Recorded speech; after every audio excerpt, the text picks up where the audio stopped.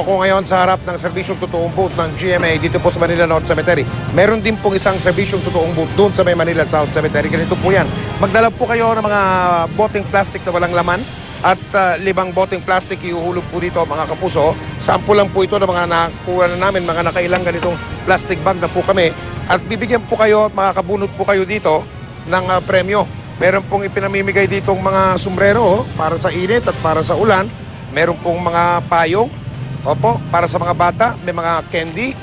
Pag may emergency po kayo, wala na pong raffle-raffle o anong bote-bote, pwede po kayong tumawag ng emergency dito. Pwede po kayong mag-charge ng cellphone. At merong ballpen at kandila din po. Meron po tayong mga wristband para sa mga bata. Para sa ganon, kung mawala sila o maligaw, ito po ang wristband, o mga kapuso. Kompleto po dito. At para sa mga minamahal, meron po ditong sanitizer para po sa kamay at meron po ditong tubig na maiinom. At para sa mga minamahal natin, mga senior citizen, meron po tayo mga sariwa at totoong mga rosas. Tunay, mga kapuso. Dito po sa serbisyong totoo booth ng GMA Kapuso Foundation.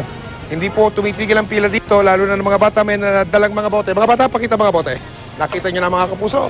O, ayan sila. O, sa murang edad, alam na nila ang kahalagahan ng pag-aalaga sa kalikasan. Dito lang po ito sa Manila North Cemetery at sa Manila South Cemetery. Okay, pila na kayo mga bata. Mga kapuso, isa po sa mga nakakatawag pansin na libingan dito ay ang mausoleo ng pamilya Ortega de Jesus. Pangalawang taon ko na po napuntahan ito mga kapuso.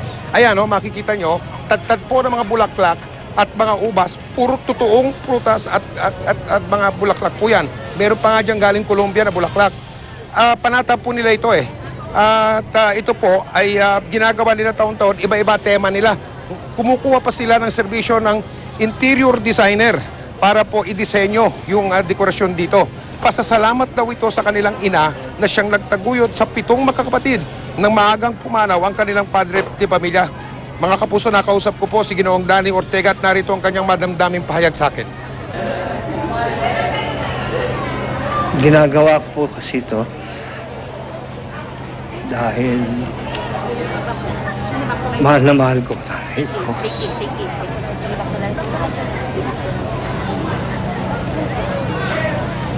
Hanggang kailan nyo gagawin to?